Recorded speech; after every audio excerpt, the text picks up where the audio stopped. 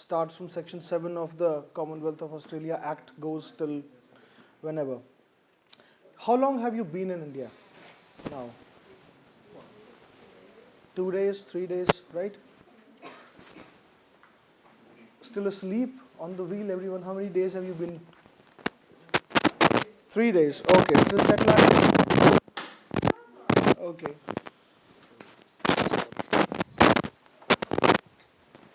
Excuse me.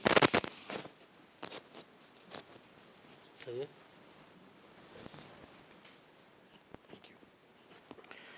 Okay. Just to give you a brief idea about how this document was prepared, 1901 is when the Commonwealth of Australia Act was enacted by the British Parliament. It was drafted in Australia, it was taken to England, and thus comes into force the Australian Constitution. About 4 decades before that, another law was passed by the British North America Act, which is the Canadian Constitution.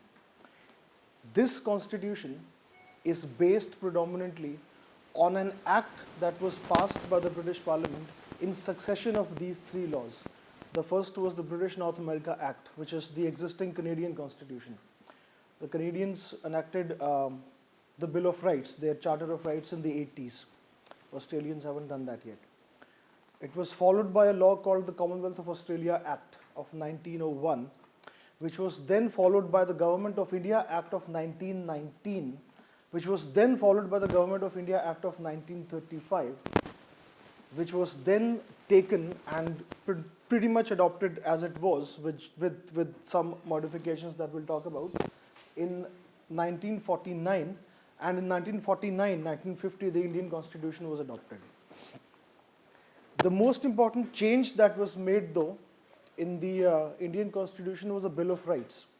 Part 3 of the Indian Constitution guarantees a lot of fundamental rights, which are enforceable directly by the Supreme Court or by the High Courts. If there is a fundamental right, take for example the right of equality. Article 14 of the Indian Constitution talks about right to equality. All persons, mind you persons, not citizens, so it's a right available to all of you. Article 21, the right of life and liberty. All persons, again, a right available to all people, notwithstanding their status. Distinguished with, for example, Article 19, which gives fundamental freedoms. The chief among them is the freedom to speech and expression, Article 19(1)(a), which is available only to citizens. To the best of my knowledge, the Indian and the German constitutions are the only constitutions on this planet that allow people to directly approach the highest court of the land to enforce their rights. In the German basic law, it's the Bundesverfassungsgericht, the German constitutional court, and in the Indian case, it's Article 32 that allows you to approach the Supreme Court directly to enforce your fundamental rights. Article 32 itself is a part of Part 3 of the Constitution, which means Article 32 is itself a fundamental right. The father of the Constitution, as he is respectfully called, Dr. B.R. Ambedkar, during the drafting of the Constitution said Article 32 is the heart and soul of the Constitution, the ability of any citizen, anyone, notwithstanding your economic status, your caste, your creed, your religious background, you can approach the court directly and have those rights enforced. That was the most important innovation made. You can also approach the High Court of the state, not go into the details of when you must approach the High Court or the Supreme Court, but suffice it to say that if a fundamental right is violated against any law or any kind of rule, executive order made by the government, you can approach the Supreme Court directly. Recently, in 2014-15, an innovation of huge proportions has been made by the Supreme Court of India. The people of India can now approach the Supreme Court or the High Court, whichever court they wish to choose, to enforce their fundamental rights against private bodies. Earlier, it was only against the state. State is defined in the first article in Part 3, Article 12, which defines state as legislature, executive, all bodies controlled by the government. Now you can approach against private bodies as well. An assistant professor in a private university was fired. No notice was given. One day she shows up and she is handed over the termination letter. She approaches the High Court, says, I can't be let go like this. There has to be a procedure. There has to be some charge against me. What did I do wrong? And the private university said, well, it's a private university like ours, and that's it. That's the end of the story. She approaches the High Court dismisses the case. She approaches the Supreme Court. Supreme Court says any private body discharging a public function or a function of public importance, education being a function of public importance, are amenable to the writ jurisdiction of the Supreme Court and the High Courts. So this very place where we are sitting right now is actually under the jurisdiction of the High Court and the Supreme Court, and they can't say, well, tough luck, this is a private body, we're not bound by the fundamental rights, only the state are. That's the most recent innovation, or the development of the law, if you will. Another interesting thing about the Indian Constitution is something called Schedule 7 of the Constitution. This is a very interesting thing. Schedule 7 of the Constitution, and we have Australians and the Canadians to thank for it. When the British North America Act was enacted, the subjects on which the provincial legislatures and the federal legislature could enact laws, they were divided. The idea was, scholars now suggest that when the British enacted the British North America Act, the Canadian Constitution, they wanted to create strong provinces and a weak federation, a weak union. What happened was the opposite.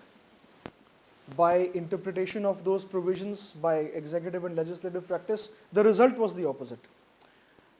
Then, learning from this, these British constitutional lawyers, when they were preparing the Commonwealth of Australia Bill, they wanted to have a strong federation and a weak states, weak provinces. Again, the result was the opposite. It wasn't until the engineer's case by the Australian High Court that the position was reversed.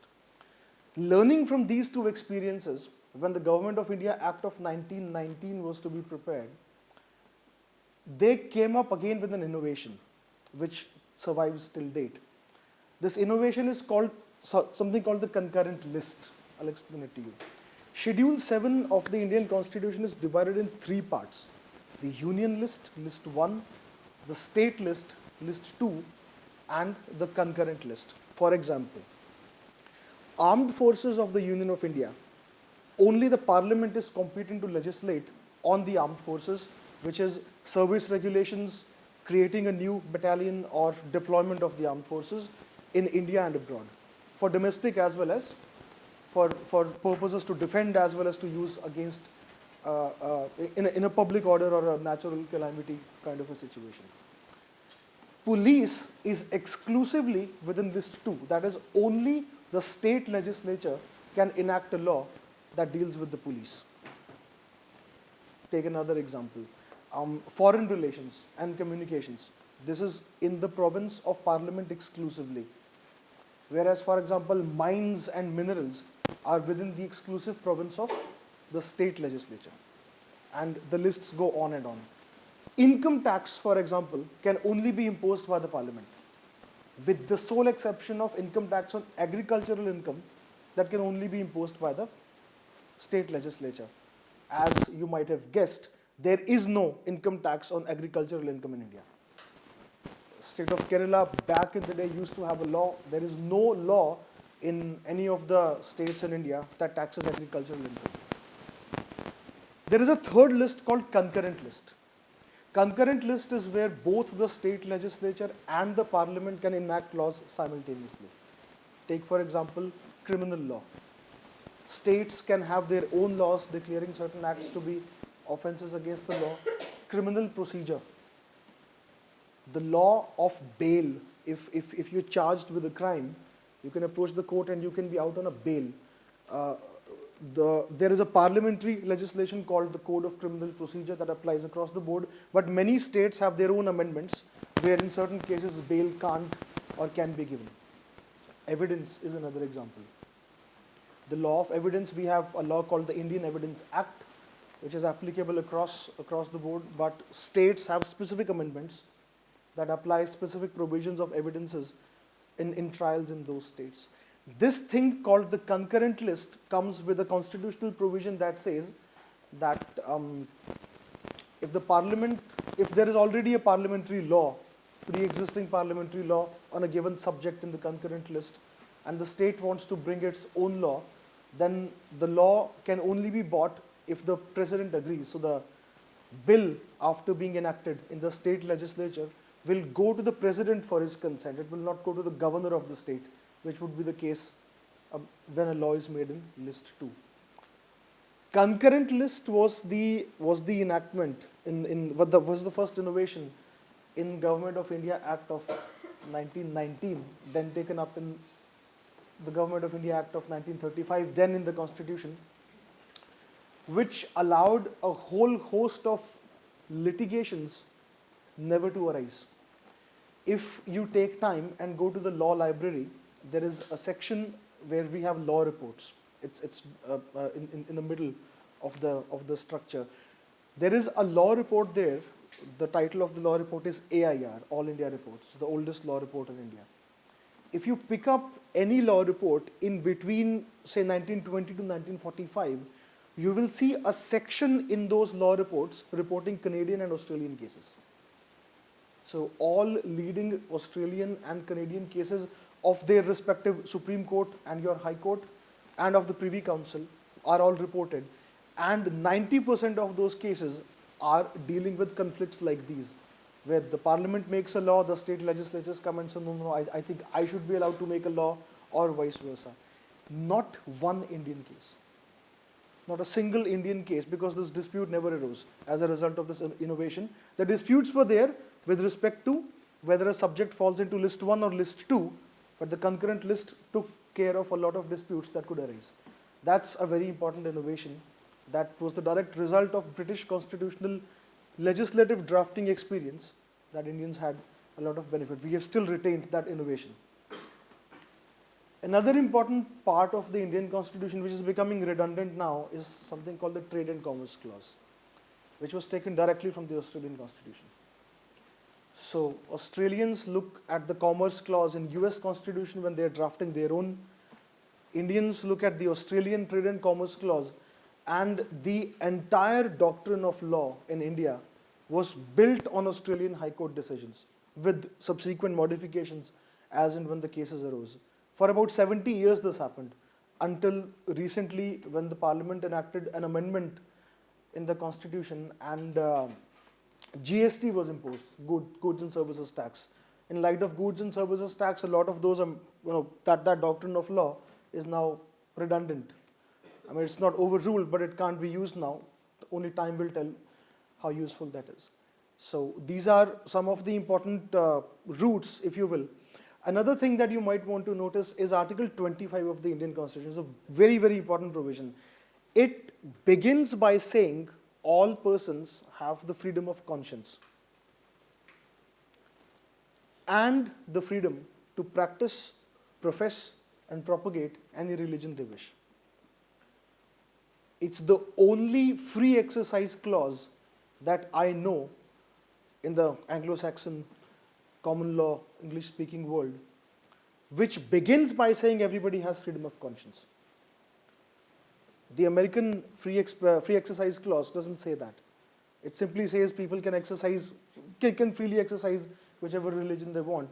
But Article 25 begins by stating you have the freedom to believe or not to believe. Perhaps the only constitutional provision in the world that gives atheists the same kind of standing, which is perhaps given to people who actually profess a religion, and then subject to public order and morality, the freedom to profess, practice, and propagate any religion they wish. The interpretation of this provision, exactly what is meant by the word religion, is again owed to a leading decision of the Australian High Court.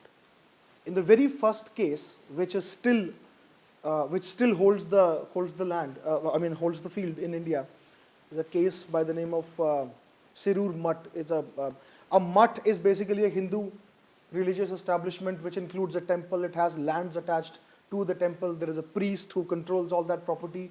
All that property is actually in the name of the deity, the idol installed in the temple. It's kind of a corporate structure, but it's a corporate structure which has deep roots in Hindu Vedic and Shastric law. And the head of this establishment, the head of the mutt, gets the final word about what can be done with the temple properties, all the donations that are received, all so on and so forth, in cash and in kind. Government enacted a law. This is the Nehru government back in the day, in the 50s, very early years of the Republic. A law is enacted which says that all Hindu religious and charitable endowments are under the control of the Commissioner of Hindu Religious and Charitable Endowments. Until the Commissioner gives the go-ahead, the money of the temple, of the mutt, can't be spent. The properties can't be used. So the head priest, the Mathadipati, he can do whatever he wants so long as the Commissioner allows, essentially taking the control of temple properties from the hand of the priest and vesting it in the hands of a government-appointed official. The priest wanted to hold a mass feast, if you will, on a particular date selected by the Hindu, this calendar. It was something that was done every 12 years. So past the 12-year timeline, this thing has to be done. As per the temple custom, anybody who comes to the temple that day has to be fed. Person can't be turned away. Certain other offerings are to be offered. The mutt, the head of the mutt, the head priest approaches the commissioner. The commissioner says, the mutt is in a lot of debt. So I can't allow you to spend money on all these things. It's irresponsible, it's fiscally irresponsible. I will not allow you to do that. The temple priest approaches the High Court under Article 25. High Court agrees, strikes down the law as unconstitutional. Government appeals. The Supreme Court begins the discussion by saying, oh, what is religion? Right? We have no idea. We have to first understand and define what religion is. And instantly the government lawyers, the AG, he starts. So another brief point and a brief digression. The Attorney General in India is not like your AG. The AG in India is a constitutional position appointed at the discretion of the President, and he is the first law officer compared to your AG, which is actually a member of the cabinet. The Attorney General in India is not a member of the cabinet. He has the right to address the parliament. He is the only constitutional office holder, not of a judicial character, who is not a member of the parliament, but has a constitutional right to address the parliament. But he, AG in India, Attorney General, and at the state level, the Advocate General, are the first law officers of the union and the state respectively. Their chief job is to appear in the courts and to defend the government, which I think in the Australian system is a job done by the Solicitor General. But he's not a member of the cabinet. In the cabinet, we have something called the Minister of Law and Justice, who's a member of the cabinet, whose predominant job is to advise the government with the assistance of the AG about the legality of the matters, whatever it might be, whatever files might be sent his way. So the AG, he starts immediately quoting American case law, coming from the Free Exercise Clause. And all that case law was immediately rejected by favoring an interpretation of the word religion as given by a great Australian judge, whereby the point was, well, you can't contain religion and define religion in a narrow box. Religion is pretty much whatever you wish to believe.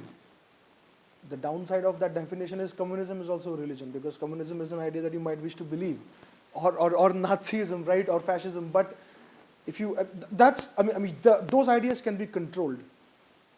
And by applying all those Australian cases, an idea of religion was created, and something called the doctrine of essential practices was created by the Supreme Court to resolve these conflicts, whether a practice is a essential practice of the religion, so it can't be trampled upon by the state, or if it's a non-essential sort of economic or social or cultural activity that can be controlled by the state. The doctrine exists till date, about 77, 75 years of jurisprudence.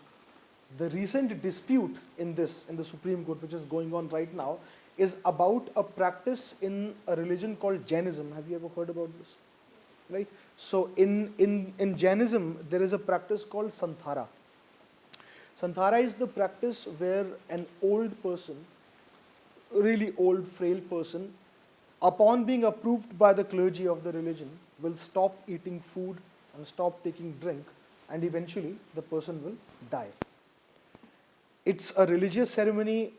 If in a house, so say I am a Jain, and if in my house an elderly person decides to take Santhara or to practice Santhara, my home will suddenly become a holy place, with people coming, respecting, offerings, so on and so forth.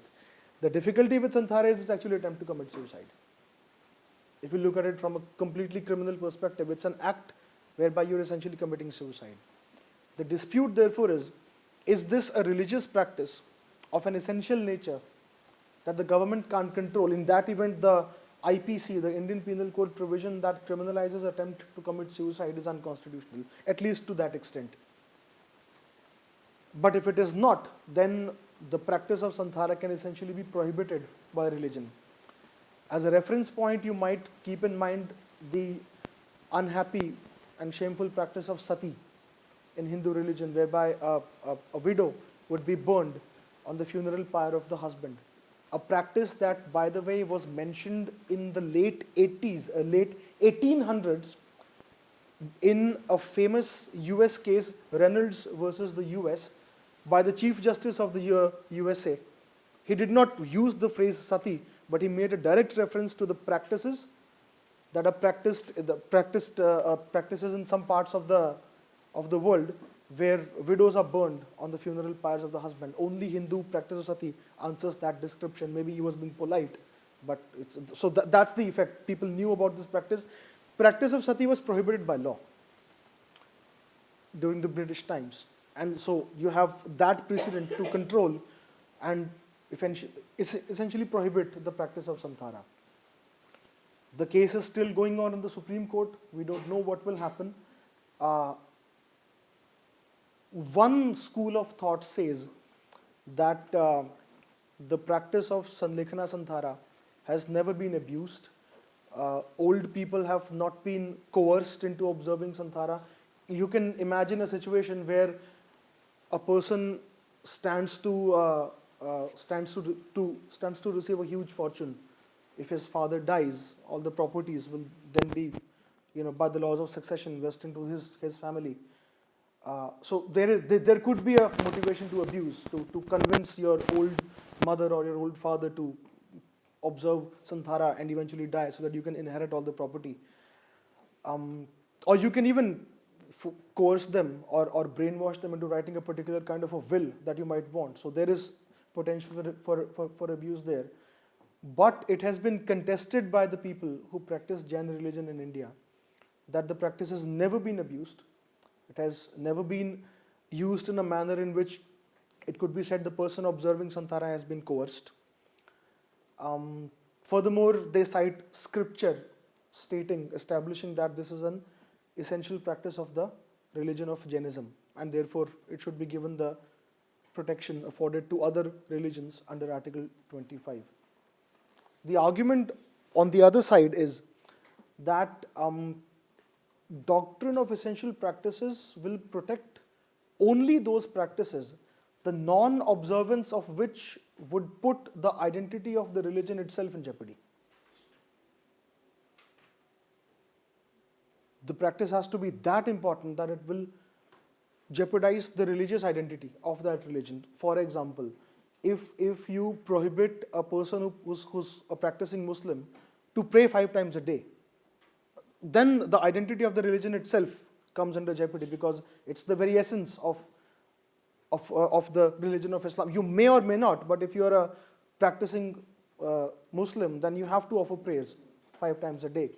Or for a Sikh person, if you have a law like they had in France banning headgear, but in Sikh religion you are not allowed to cut your hair, so you have to wear a turban and you have to wear a beard, right? Or take, for example, again the French case of banning the hijab falls into the same category. The French idea of secularism, of course, is like all things French and incomprehensible to the rest of the world.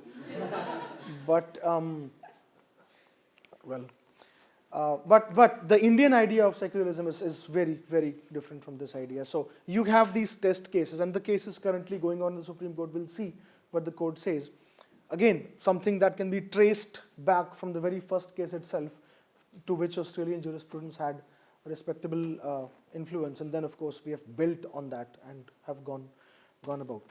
So these are some of the provisions of the Indian Constitution that had a bearing, that on which the Australian jurisprudence had some bearing and effect. Of course, the Republic is about 80 years old now, and we have our own jurisprudence which is built. The one area where I think, in my opinion, our own Supreme Courts, the High Court of Australia and the Supreme Court of India, have not been able to learn much from each other is the area of federalism. The Indian idea of federalism is very, very different from the Australian idea.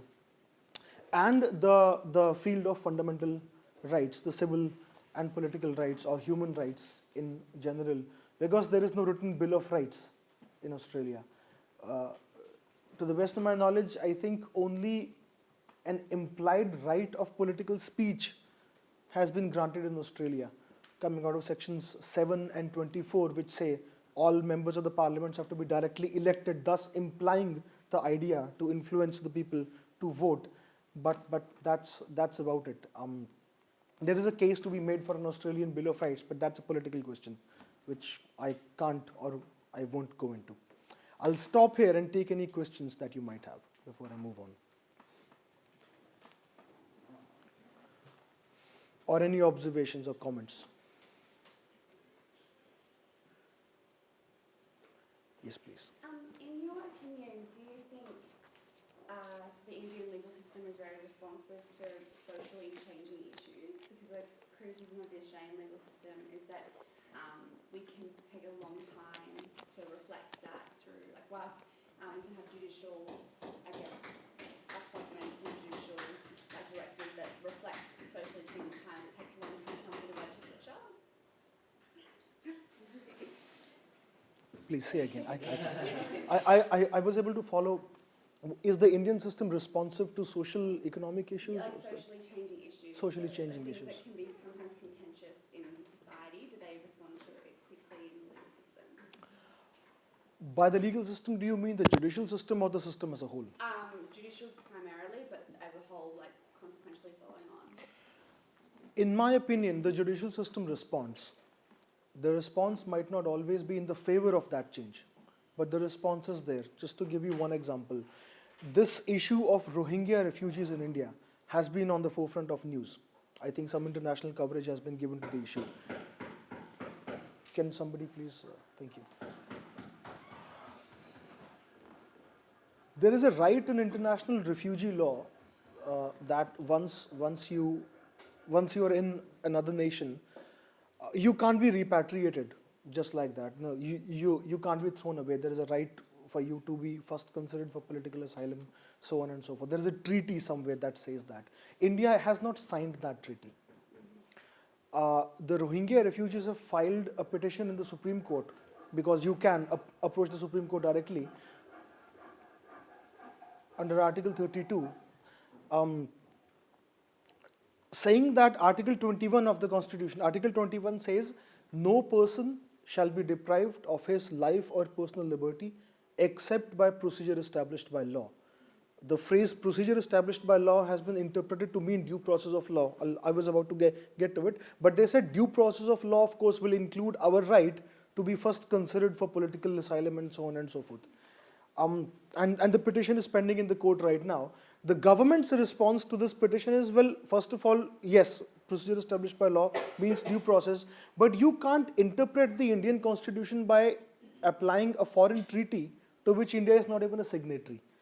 Right? So at some point of time, some positivist discipline has to be imposed on interpreting, but distinguish this with, for example, a case by the title of Vishakha versus State of Rajasthan, where the parliament, for political reasons or otherwise, simply refused to enact a law or couldn't enact a law because of political deadlocks protecting women against sexual harassment in workplaces. The Supreme Court entertained the petition, and Supreme Court actually issued directives which are still the law of the land, which have to be followed, where Article 21 was interpreted in light of these treaties that India had signed. So the way I see it, there is an avenue to the people who can't be heard politically because there might not be enough numbers, they might not be able to organize, for them to be able to approach the Supreme Court directly. And the Supreme Court has pretty much been responsive. But in the zeal of this response, sometimes the Supreme Court steps overboard. And that's undesirable. Right. Any other questions? Yes, please. So I heard that Modi's government was trying to enforce a beef ban, but wouldn't that go against Article 25 in the sense that it kind of puts one religion on top of others? Very good. Okay. I was sort of hoping nobody would ask that. Sorry. Beef ban has a very interesting story. Multiple rights are at play. The most important right that is at play is Article 19(1)(f), which is the fundamental right given to all citizens to practice any trade, occupation, or profession on which reasonable restrictions could be imposed by the government. The first thing that you have to understand is that beef ban cannot be imposed by the Union Parliament or the Union government. It's in List 2. It can only be done by the state government. So if even if the Modi government wants to impose a beef ban, they can't do it. It's unconstitutional. It can only be done by the state government, right? So subjects like animal husbandry and so on and so forth, they are in state lists with exclusive jurisdiction to the state governments. Having said that, beef bans have been imposed for a long time, since 1950, since India became a republic, and they have consistently been have been challenged in the Supreme Court by a community of Muslims called Qurayshis. Qurayshis are by their trade butchers, right? So for like ages and ages, their forefathers have been in this trade. The first Qurayshi case, there are actually 4 of them. The first Qurayshi case, the Supreme Court, a 5-judge, so how many of you know this? The Supreme Court of India doesn't sit en banc like the US Supreme Court or the Australian High Court, for example. Supreme Court of India sits in divisions of 2 judges. So the Supreme Court has 30 judges. Right now, I think 4 are retired, so I think there are 26 judges now. They will sit in divisions of 2 judges. And if a question of constitutional importance is raised, then the division bench will refer the case to the Chief Justice, who is then constitutionally required to assemble a bench of 5 judges, at least. And then if there is already a 5, then 7, then 9. The biggest bench in the history of the Supreme Court of India has been a 13-judge bench, at a point of time when the total strength of the Supreme Court was 15 judges. So that's practically the entire Supreme Court sitting. In the famous basic structure case, we'll talk about that in due course. So a 5-judge bench is assembled. The 5-judge bench says that there are 2 competing concerns here. One is the concern of the Qurayshi community and all those people who are engaged in the trade of selling meat. It could be goat, it could be cows, it could be anything. On the other hand, there is the concern of the state that these are animals which can be used for agricultural purposes, either as animals who can be used to plow the field. Remember, this is back in the day when there was not much technological, where tractors were not available essentially, or they can be used to sell milk, right? So you have these 2 competing concerns. The state comes and says, we would like to impose a ban on killing of these animals because we should like them to be used in this alternative field. It's a policy decision. Courts can't interfere, right? But what the courts said was, it was something like this: science establishes that, scientific evidence established that the average age of this animal is say 8 to 12 years, and it stops being productive in a field or from the angle of giving milk at the age of 8. So you can butcher and sell the meat of those animals if they're 8 years or more. So the court balances this concern. This pretty much remained the doctrine of the law in Qurayshi 2 and Qurayshi 3. The Qurayshi 4 case, as you can guess, comes from Gujarat. When Mr. Modi was the chief minister, a law is imposed, law is made in the state of Gujarat when your friend Mr. Modi is the chief minister, saying you can't butcher these animals till the age of 12. So this goes in the face of the Supreme Court judgment. So the case goes to the Supreme Court again.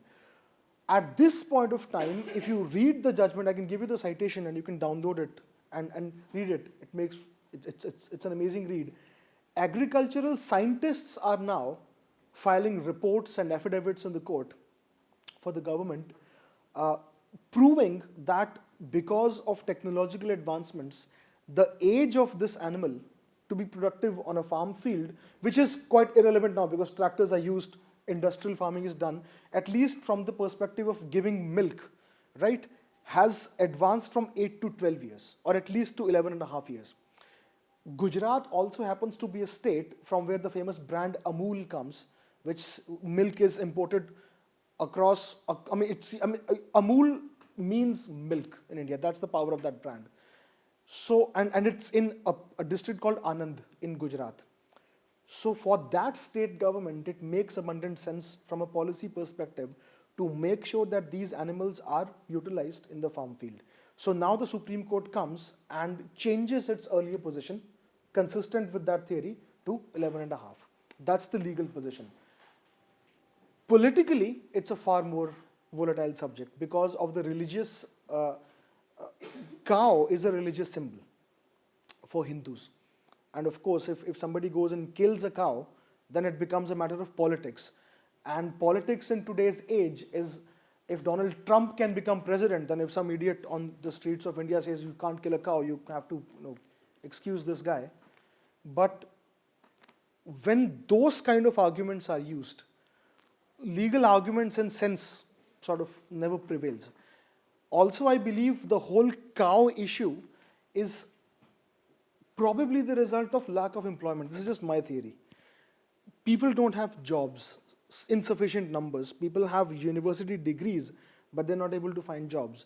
When you have people who can read and understand to a certain extent without any jobs, they're bound to get pissed. And you have to give them something to be pissed at. So what do? Well, you go be pissed at those people, you can't be pissed at us. Right? So in final analysis, as far as the law is concerned, it's very settled. It's very clear. It's completely devoid of any kind of bias by the Supreme Court of India. Politically, it's a far more senseless issue. Right? And then, of course, the question also becomes of, what about my choice to eat, what I wish to eat? You have the right to pretty much eat what you can, but at the same point of time, the government also has the right to regulate what you can and cannot eat. Would that go to the extent of completely banning the use of a particular animal, whatever an animal that might be? I believe the government's authority does extend to that extent. For example, what if there is some sort of an outbreak in pigs tomorrow in Australia? And what's the pig meat called? Pork. If pork is banned, temporarily at least, I don't think anybody would say, oh, you can't do it.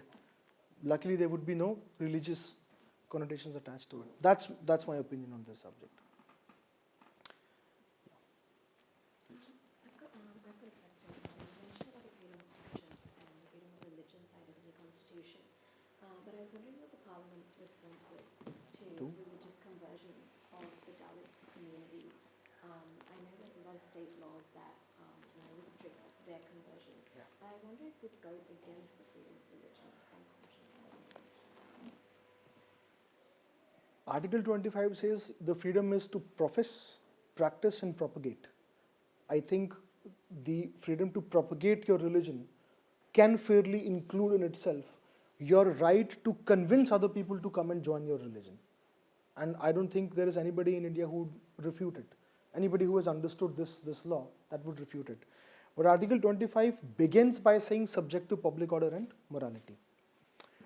If I am converting other people, okay, so I am personally an atheist. I'm born a Hindu, but I'm the most raging card-carrying member of the atheist club as far as this place goes. So I have no views. I mean, you can practice whatever you want. I don't care as long as it's not in my face. If I'm converting people into my religion by fraud or illegal inducement, then that is something that the state can and I think ought to come hard on. If somebody is trying to sell you a car by fraud or inducement, I mean, you won't have it. You would like there to be a law of some sort, judge-made or parliamentary law, for that practice to be outlawed and controlled. Why shouldn't the same be the case when it comes to religion? Most of the Dalit, I shouldn't say most of, but cases have been documented where Dalits have been converted into Christianity predominantly by false inducements, sometimes even coercion, by offering them money and all other kinds of inducements. Those practices should not be allowed. And those restrictions, if there are religion neutral, because they apply to all religions, because the laws as they are framed simply state this practice undertaken by any religion is unacceptable. As it turns out, Islam and Christianity, to my knowledge, are the only two proselytizing religions in the world. You can be born X and become a Christian or a Muslim. You can't become a Jew. You can't become a Hindu. I mean, there is some sort of ceremony. This ISKCON project was the one that famously went to the West and started converting Westerners into the Indian fold, giving them Indian names, and they are wearing all these saffron clothes. But if you think about it, the Hindu religious doctrine, there is no ceremony for conversion into Hinduism. You either are born a Hindu or you're not. Right? So, and also because of, I mean, there is no religious diktat in Hinduism or in Judaism to go and convert people, which is there in both Bible and Islam. So, on facts, it turns out that the only people who are practicing this abhorrent thing are members of a particular religion. But the laws are religion neutral. And if tomorrow a Hindu does the same thing, he should be punished to the full extent of the law. Right? So what happens, I believe, is people say, well, look at all these laws that are prohibiting the Christians from professing and propagating their religion. The fact of the matter is nobody is stopping them from doing anything at all. What is being stopped is a practice where people are being converted into a religious fold by offering them inducements or by fraud or by straight out coercion. And that is something in a republic based on rule of law can't be allowed. After that, it becomes rhetorical. And there is really no point responding to these political arguments. That's my take on this problem. Right. Any more questions? Yes, please. Yesterday, Professor Shah mentioned that India's system is closed off to foreign legal Yes. corporations. Is there a particular reason for that? Money. I had the good fortune of working on a legal brief when I was a master's student at Columbia, which was to be filed by this association in New York in the Supreme Court of India. The litigation about allowing foreign law firms to engage in what we would call chamber practice, which is transactional work, not litigation work, should be allowed.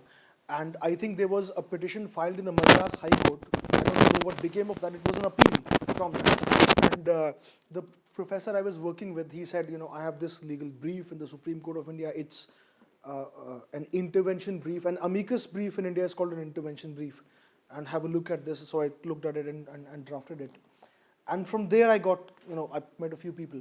This entire thing is about money. If you have a foreign law firm coming into India and advising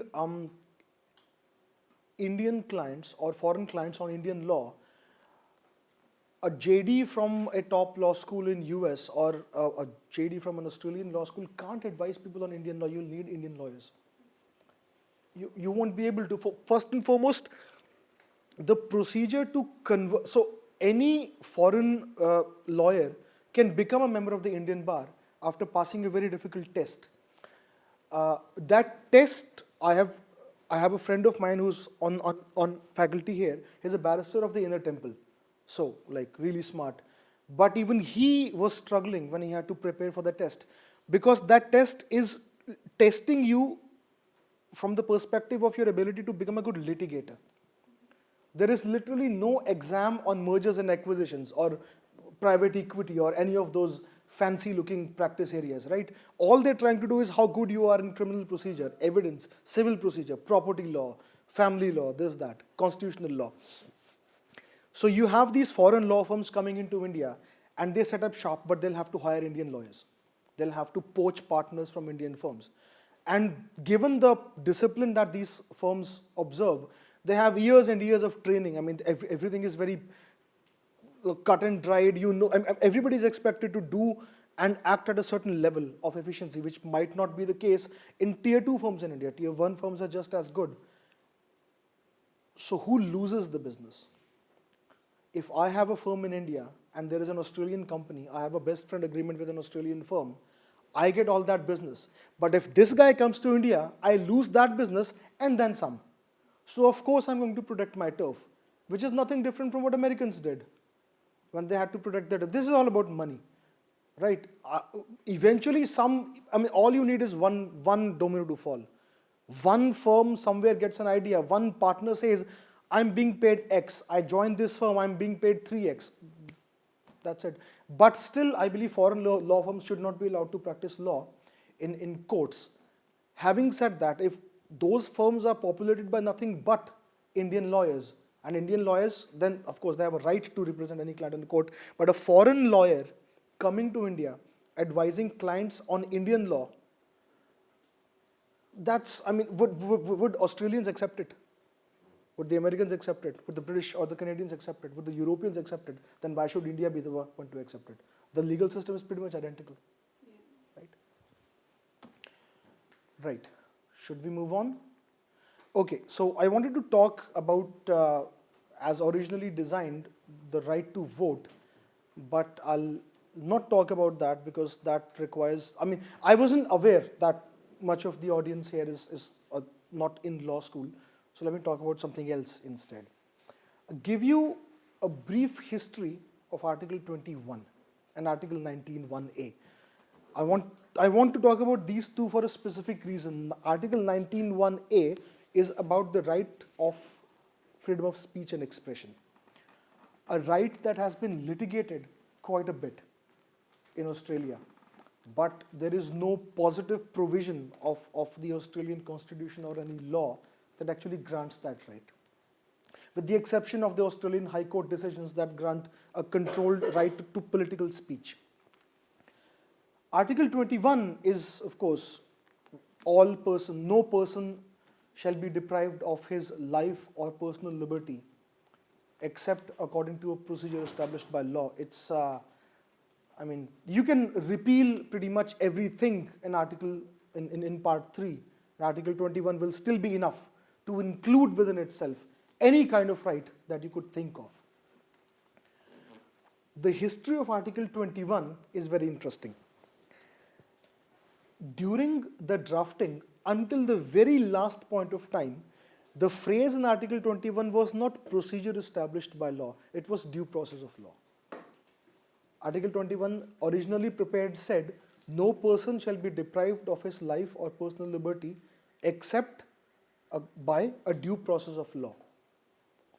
Due process of law is, of course, the famous 5th and the 14th Amendments of the US Constitution. Why was it changed from due process of law to procedure established by law? So this is a question that has baffled me since I was in law school. 1945, close to the end of the Second World War, the deliberations about Indian independence and drafting an Indian constitution had started in India. Indians had contributed a lot to the war effort by way of troops, by way of ammunition, by way of food. Many of you might not know this, but the southern part of India, if you have a map of India on your screens, the southern part of India was under Japanese bombardment and some islands were under Japanese occupation.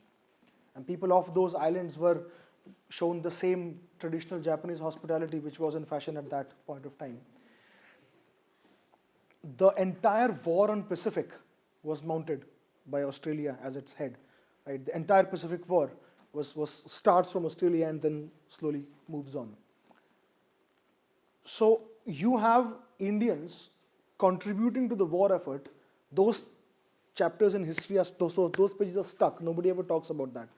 This famous movie Dunkirk, if you've seen it, right? One of the criticisms of the movie is that there was a huge number of Indian soldiers with that battalion, but the movie doesn't talk about those at all.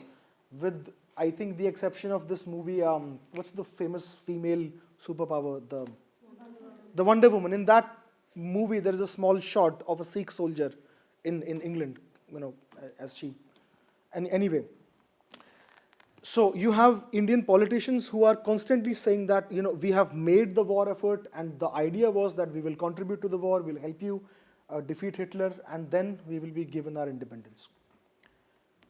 We had fought in the war, we had actually faced war in the the southern side. And the entire constitution, you have the reference to Hitler on many occasions. You have reference to Hitler and Nazi Germany, especially in the provisions on the emergency provisions. There are 3 kinds of emergencies that can be formally declared under the Indian Constitution, and every single time any of these articles is discussed, Hitler props up almost immediately. When the power of the President of India to promulgate an ordinance, when the parliament is not in session, when that comes up, Hitler props up. Article 21, preventive detention, again Hitler props up. So you have, on the one hand, this quite clear understanding on part of the people who are preparing this great document that we cannot allow a Hitler to be repeated in India. We just can't allow that to happen at all. And then, of course, it makes sense then, in light of this post-war thought, that the phrase due process of law would be used. Remember, on the one hand, in New Delhi, the constitution is being deliberated and being drafted, whereas in Germany, the Nuremberg trials are going on. And much of the, at least one set of crimes on the German war criminals came from the idea of natural law. There were conventional war crimes attacking civilian targets, but then there were crimes against humanity, which did not actually exist on the International Law Statute book. They were all a creation of natural law. Why then, just before the constitution is to be adopted, in face of heavy opposition on the floor of the Constituent Assembly, Dr. Ambedkar moves an amendment and says, we'll have the phrase procedure established by law. We won't have the phrase due process of law. There was a fellow by the name of Rao, don't recall his full name right now. He was the constitutional advisor, P.N. Rao. He went to the United States. He met Justice Felix Frankfurter and some other justices of the US Supreme Court who said, look here, we have used the phrase due process of law, 5th Amendment, 14th Amendment. We have no clue what it means. We have no idea what it means. It can mean pretty much whatever the bench or the judge of a particular day wants it to mean. This happens in the late 40s, mid or late 40s.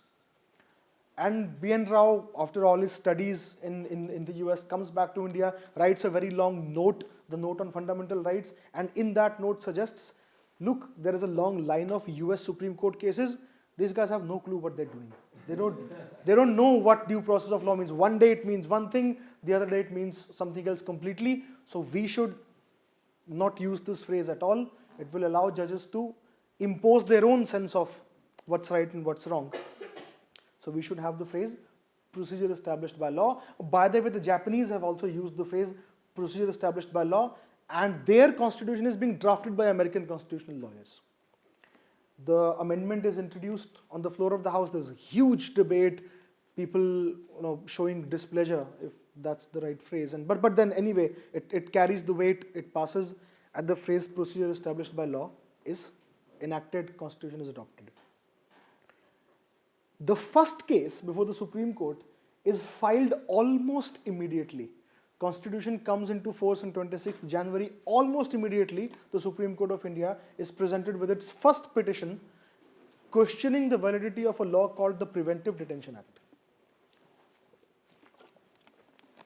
As a side note, you might want to notice, Article 22 of the Constitution specifically authorizes the government to enact laws detaining people without a charge on suspicion. Article 22 specifically provides, Article 22 subclause 2 onwards. Article 22 subclause 1 says that anybody who's arrested as a result of a crime, that person being charged of a crime, has to be presented before the nearest magistrate within 24 hours of arrest, minus the time required to travel. So that's again a great fundamental right. But then laws can be there detaining people only on suspicion up to 3 months. In India, the first preventive, by India I mean independent Republic India, Preventive Detention Act was the first act. It had a 1-year sunset clause, but that 1-year sunset clause itself was amended for several years, stayed in force for about 10 years. After that, you had something called Maintenance of Internal Security Act, MISA. Then you had something called National Security Act. Now there is something called the Unlawful Activities Prevention Act, and the provisions authorizing preventive detention have been retained in all these. And they have not once been struck down by the Supreme Court of India, not once. Not once. The protections have been read into these, or you have to disclose the grounds. You have to disclose the grounds to the court at least. If you can't disclose it to the person because it might jeopardize intelligence asset or something of that sort. Effectively, we were doing what Bush started doing after 9/11 for a long while. Before the Supreme Court, the petitioners in the case, the title of the case is A.K. Gopalan. A.K. Gopalan was a communist politician, and Nehru hated communists. He is arrested, he is detained, put in jail. He has not disclosed the grounds of his detention. He can't approach a detention board to challenge, so on and so forth. And he says, well, isn't this violating my right under Article 21? What about my right to my life and personal liberty? What about my rights under Article 19?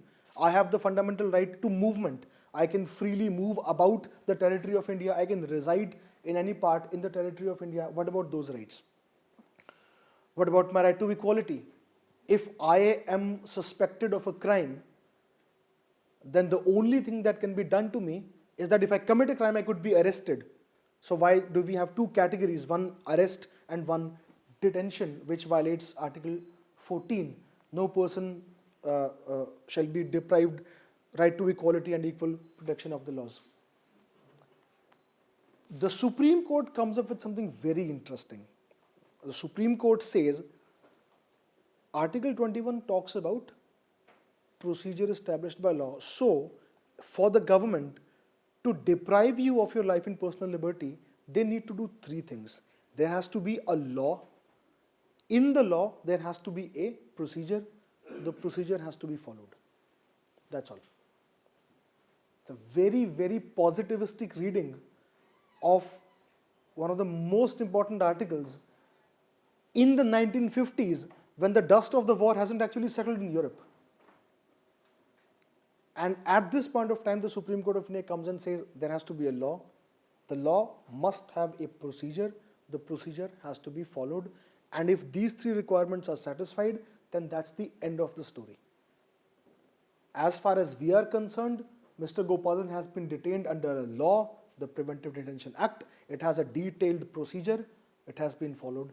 End of judicial review, nothing else will be done. This is done in 1950. And for 27 years, this is going to be the law. Until in 1977, a 7-judge bench of the Supreme Court, in a case called Menka Gandhi versus Union of India, overrules this case and holds that procedure established by law under Article 21 should mean a just, fair, and reasonable procedure. The procedure has to be just, fair, and reasonable. The difficulty with just, fair, and reasonable, are you going to review the procedure or the substance of the law? That nobody knows. And of course, the debate continues. The recent pronouncement by the Supreme Court of India, a 9-judge bench, has been on right to privacy. And the 9-judge bench, by a majority of 6-3, if I recall correctly, has held that Article 21, the life and liberty part, no person shall be deprived of life and personal liberty. Life and personal liberty includes within itself the right to privacy. The right to privacy from government surveillance, unnecessary intrusion, and so on and so forth. This is going to have impact subsequently. We will see as fresh cases would be filed. And the author of the leading opinion in this case, Justice Chandrachud, he is giving a lecture on the evening of 11th. You guys must have received an email in Delhi. So you can ask the judge directly, what do you think is going to happen now? Because now, just wait until the floodgate of litigation opens, and literally every second thing would be questioned on the grounds of it's violating my privacy, right? We'll see what happens. The Supreme Court will have to answer those, or the High Courts at least will have to deal with these difficulties. That's the history of Article 21. That's a very, very short, brief history of Article 21. What happened, the interesting part of this history is, in between 1970 and 1977, these 7 years, things happened in India that completely changed the way people understood what the Constitution is and what the profession of law means. These 7 years are some people might fairly call it as the birth of the Second Republic, if you will. The infamous emergency is imposed by Indira Gandhi in this time period. The Supreme Court delivers its verdict in the basic structure case, which says that the Parliament cannot amend the basic structure of the Constitution in this case. But most importantly, there was a case called the Bank Nationalization case. This is beautiful. We have private banks, we still have private banks, we had private banks. Indira Gandhi's government comes and makes a law. It's very complicated, but simply speaking, this is what it says. If you and I, we are shareholders in a private bank and we hold 30%, 40% of the share capital of the bank, all the shares that we own will, on the passage of this law, when the President assents to the bill, will vest with the government. That's it. That's just the beginning. I own 30% share capital in a bank, say 100,000 Australian dollars.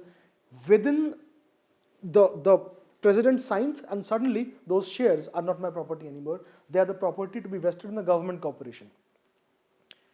Very well, what do I get in result? This is acquisition of property, but not of land, of other property. Fine, so what do I get in return? Nothing. You don't get anything. We will first calculate the value of those shares based on this formula written in the law. So the market value could be 100,000 Australian dollars, but the government formula says it's 25,000 or some such obscene number. So A, we take your property, B, we tell you how much that property is worth, and C, we will pay you that money in next 50 years over 50 yearly installments.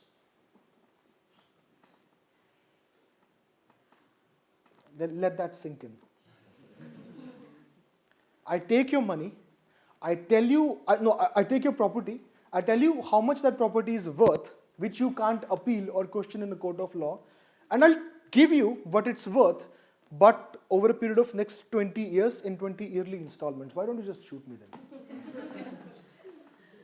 This is what the government of Indira Gandhi did by this bank nationalization law. Almost immediately the law is challenged. The business lobby was not going to take it. But Indira Gandhi was far left of the center. As far left as a democratic politician can get, because after that it's just communism and, I'm the man and you're in the jail. Or in the Politburo, depending on how loyal you are. But the law is almost immediately challenged, and the Supreme Court assembles a 11-judge bench. This 11-judge bench, to the best of my knowledge, is the only 11-judge bench who spoke unanimously on an issue that was so politically divisive at that point of time. 10-1 opinion. The opinion is 10-1, and the opinion is one of the most, it's the shortest opinion considering the fact that then 11-judge bench is sitting. So if 11 judges, if all of them write 10 pages, that's still more than 100 pages to read. But the reported opinion is about 45 odd pages. Crisp, to the point. And at this point of time, the Supreme Court comes and says, well, first of all, you can't take people's stuff. Let's just keep it simple. First of all, you can't take people's stuff, right? Second of all, if you take it, you have to give them some compensation. You can take it for national security, public purpose, but what exact public purpose is being served by nationalizing the banks? So, first of all, you can't and don't. Second, give them money, but you can't say that the courts can't review the valuation principles in the law which will be used to determine the value of that property, because that then decides how much compensation is to be paid. And of course, several provisions of this law were declared invalid. The most important point that the Supreme Court made was, this is a paraphrase, this is almost a quote. Supreme Court says, from A.K. Gopalan, from the days of A.K. Gopalan, the first case in the 1950s, the case that I just spoke about, we have been living in a time where all the fundamental rights that we had were compartmentalized. What is the meaning of this phrase? In Gopalan case, the first Attorney General, brilliant lawyer, very highly respected still, he argued, Mr. Gopalan has been detained. Mr. Gopalan says that my right to move about the territory of India unhindered has been taken away. But you're in a jail. How can you exercise this right? The right is available only to people who are not in detention. You have been detained. So you actually don't have that right. Something is wrong with this argument. Right? What's wrong with this argument? All citizens have the right to A, B, C, D, E, the right to move freely throughout the territory of India and to reside and settled. Is it because it doesn't have like 5 procedural law at the end? Not exactly. This is Article 19 we're talking about. So 19. So for example, Article 19(1)(a, all citizens shall have the freedom to speech and expression. Article 19(2) is the corresponding reasonable restrictions provision, which says, well, reasonable restrictions can be imposed on national security, so on and so forth, public order and so on and so forth. The man says, your law that detains me is detaining me, and as a result, I can't move about. So my rights under Article 19(1)(d) and E are violated. AG doesn't cite the corresponding reasonable restrictions clause. He doesn't say, well, detention is a reasonable restriction and the government is allowed to do that. The AG says, well, of course you can't because you're in a jail. So you can exercise that right only when you're not in jail. And we decide whether you get to be in jail. So essentially, you have the right, but we decide when you may or may not exercise that right. And the Supreme Court, well, procedure established by law. You guys can't do anything. This is a sinister argument. This is the equivalent of the famous argument used by Anselm of Canterbury to establish the existence of God. He says God is the most perfect being conceivable. Existence is one of the perfections, therefore God exists. Like, hold on a second, there's something wrong with this. What's wrong with this? What's wrong with this is the most perfect meal conceivable. When I ask you what's the best meal you have ever had, you can say, oh, my grandmother made this, or my mother made this, or I went to this place. But there is no such thing as a perfect meal conceivable. Right? What's the best scotch conceivable? Single malt, peat smoked. I can only tell you this is the best scotch I have ever had. I can't tell you what's the best scotch conceivable or the best wine conceivable, right? Or the best game of cricket conceivable. For the best game of cricket that I know is when we beat Australians in the World Cup, the last World Cup, the one before that, right? But there is no such thing as perfect thing conceivable, right? That's the problem with this argument, and that's the problem with AG's argument. If the government is going to decide who gets to exercise the fundamental rights, then the government is equating itself with the Constitution. But the government is a product of the Constitution. Constitution created the government, not the government created the Constitution. Nobody understood this. It took them 27 years to understand, well, boss, something is wrong with this argument. In bank nationalization case, the name of the case is R.C. Cooper, Cooper with a C, C-O-O. R.C. Cooper's case, the court says, this idea that rights can be exercised only when you're free, this compartmentalization of fundamental rights, this was the biggest mistake that we made when we started building our jurisprudence, and this can't be accepted anymore, because at that point of time, we were talking about a preventive detention law. Look at what has happened now. You have Indira Gandhi government flippantly coming and saying, it's your property, well, it's my property. And you can just go and sit there, and I'll give you something if I want or not. Right? This shift in the jurisprudence in the 70s, early 70s and mid 70s, then results in a jurisprudence that post 1977 has had its negative impacts also. So you have the right to sleep, according to the Supreme Court of India, under our constitution. Yeah, there's some judgment that says you have the right to sleep. There's a 2-judge bench opinion. You have the right to clean water. You have the right to clean air. You have the right to a clean environment. That's the environmental movement. You have the right to be represented by a lawyer. If you can't afford a lawyer would be provided by the government. That's 6th Amendment protections from the US Constitution essentially being read into the Indian Constitution. You have all sorts of, you just think of a right, and there is a judgment somewhere that's saying right to education. It's a part of the Indian Constitution now, Article 21A, capital A, inserted by the 86th Amendment in 2001, but it was originally a Supreme Court judgment, right? And it goes to the extent where the Supreme Court says the right to clean environment will be violated or jeopardized by allowing people to use firecrackers on Diwali. So therefore firecrackers are banned. Imagine the US Supreme Court saying you can't put up a Christmas tree on Christmas, right? People won't have it. So there are downsides, there are negatives, but there are positives as well. So that's the short history of Article 21. Is there something equivalent under the Australian system, politically if not legally? How do you, or how would you counter your government? You can't prohibit me from, you can't steal my, you can't look at my emails, you can't tap my cell phone, or you can't open and read my mail,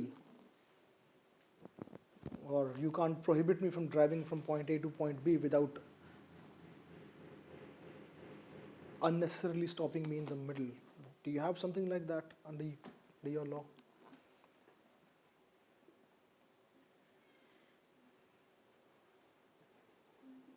But would this be something that would be political?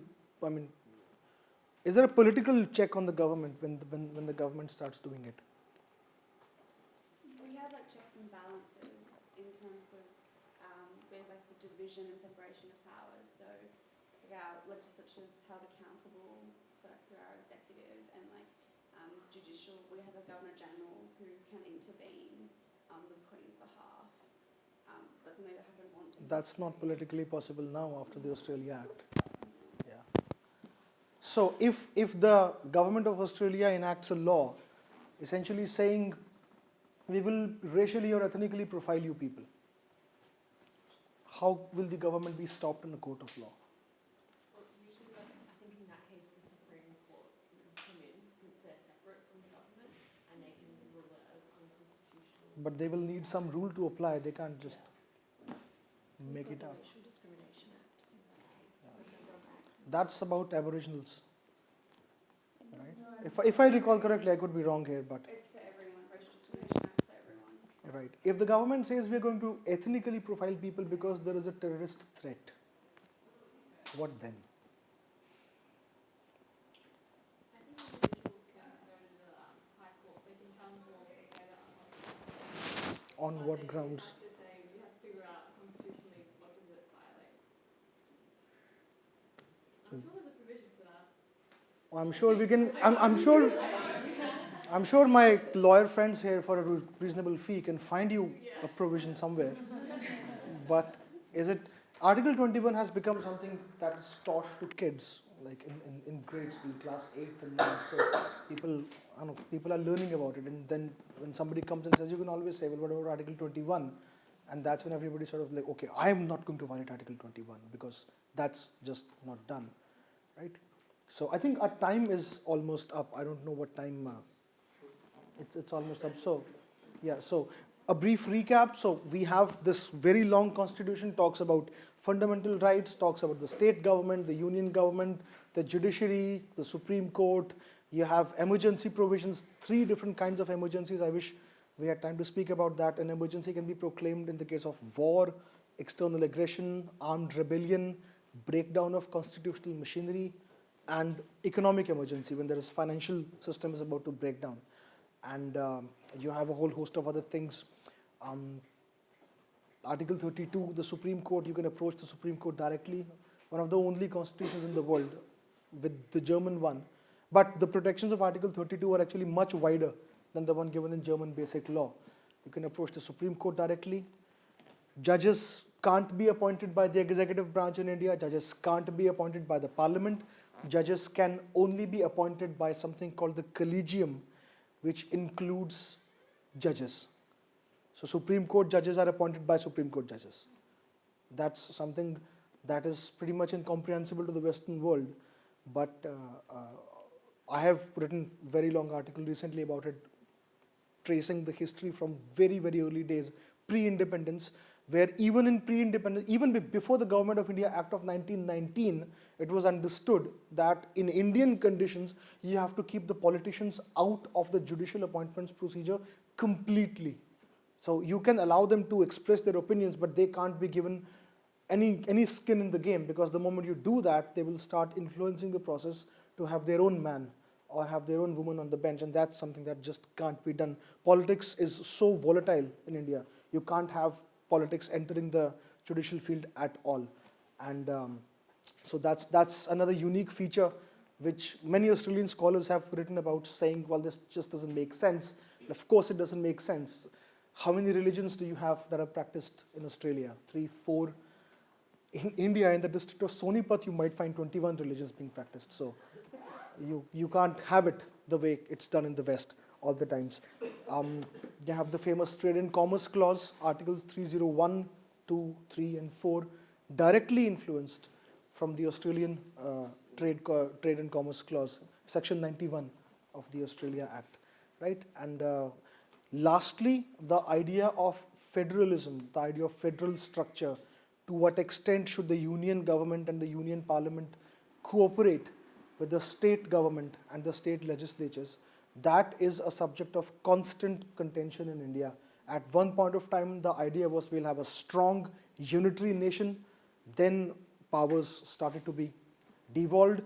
Under the Modi administration now, he is a great devolvist, if that's the right phrase. He wants to give more and more power to the state governments. So the idea is changing, with Modi increasing the share of the state governments in the union revenues from about 30% before to about 43% now. So for every 100 rupees collected by the union government, 43 are given to the state governments under another constitutional body by the name of the Finance Commission, which is a constitutionally created body. So you have all these systems, but in the final analysis, almost everybody in the West in the 1950s said this constitution will not work. This republic will not work, it will balkanize into small parts. There was actually a map of India published in a leading American periodical magazine of that time, showing India 50 small states, so on and so forth. 2018, about 7 decades down the line, the constitution has survived, the system has survived. The system is not perfect. It's not supposed to be perfect. Nazis thought their system was perfect. Look what happened to them. Right? Thank you.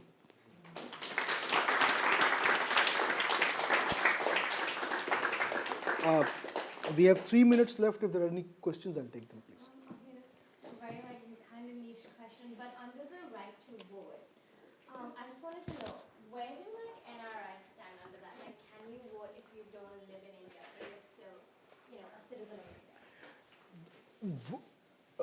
Voting is a constitutional right, actually a fundamental right, as declared recently, not recently, but in recent history by the Supreme Court of India, by a 3-judge bench.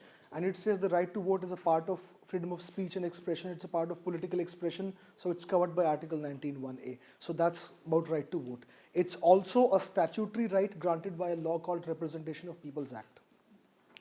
As far as NRIs are concerned, there are two methods of making sure NRIs are able to vote. First is you can have absentee ballot system. I don't think we have an absentee ballot system in India. Then the other method is to somehow make sure that these people, wherever they might be, are able to go and cast their vote. But then that's a jurisdictional nightmare because everybody can't be transported to the embassy and you can't have an Indian election booth on the streets of Perth or Victoria. That's a separate problem, right? So in absence of an absentee ballot, I don't think it can work. But if you have an election Commission's voting registration card and you are in India and you know which electoral roll, which would be the district of your domicile, you can just go and cast your vote. Will you find out, like, You can go, yes, you can go on the website of the Election Commission. If you have the voter registration card, so the information is there, there's a number there, you can use that number to track your which electoral roll of voters you're at. And whenever elections are called, you can go there and you can vote whichever you want. Yeah. There's a recent movie that was made on elections. The name is Newton. Yeah, watch that movie. You should watch that movie. You will see how the system of voting works. We make sure voting is completely impartial and nobody is able to affect the process of voting, notwithstanding however idiotic the candidate might be. So the Election Commission has developed a system whereby you're completely safe, but inside you can kill each other and fight. But you're allowed to do that. So watch that movie. It's a great movie to watch. So is voting mandatory? I had prepared a whole very nuanced this philosophical thing. I think Australian mandatory voting system is just cuckoo. It makes no sense to me. But it's not compulsory. There are no penalties attached. You may vote, you may not vote. But in Australia, I think you have to, or you will be punished with fines and even a prison term. Right? Do most Indians vote? Do you know? Depends. That's generally what happens is whenever there is a large turnout, you can be rest assured the incumbent government is going out. So when the Modi it's political. I mean that's the thing how it works. So you had about upper 60s or initial 70s, 70% in voting turnout numbers when Modi government in the last general elections won. And at that point of time, everybody knew that the UPA government is going out. Nobody could predict that they would come in with such a huge majority. But generally, the voting turnout is in the range of 60s, I believe. 60s, upper 65%, 68, something of that sort. And that's only people who are registered to vote? Do you have to... Only people who are registered to vote. You have to register to So vote. there could be a lot of people who Not, there could be. It is statistically possible. I don't know what percentage of people are not registered to vote, but if I'm correct, the Election Commission is very proactive. They will actually go and seek people, please take this ID card, and that voter registration ID card is actually a legally admissible proof of identity, which it's almost like the passport. It's never questioned. It's issued by the union government, so it has weight. So most people obtain that card because it's a shiny card, which can be used to take government subsidies. Now they're moving to the Aadhaar card, of course, which is the one unified thing. Is that easy for everyone to get, or do you think there's a bit of discrimination? There is no discrimination in issuing that card. With most things in India, it's the bureaucracy. Nobody will say, we won't give it to you because you don't look a certain way or speak a language. Most of the people will not go because there's 50 forms to fill. Right? So, but I'm no authority on election law or on election commission. From my own experience, when I had to obtain my voter ID card, I did not have to jump through a lot of hoops. I went to the office, I filled out a form, I was sitting, they took my picture, and I made my signature, and then I came home. I think about a month after that, the card came in mail. This was when I was in college, so ancient history. But there's no discrimination as such. Muslims won't be given, and nothing of that sort. Not with the Election Commission. Right? So I have to take just 2 minutes to say this about the Australian mandatory voting system. I have to, just for my own sake. I had no idea that Australia had this compulsory voting law, and people have been imprisoned who have refused to vote on principal political grounds, like this Michael Manson, this fellow who said, I identify with the Aboriginal nation, not the Australian nation, so I won't vote.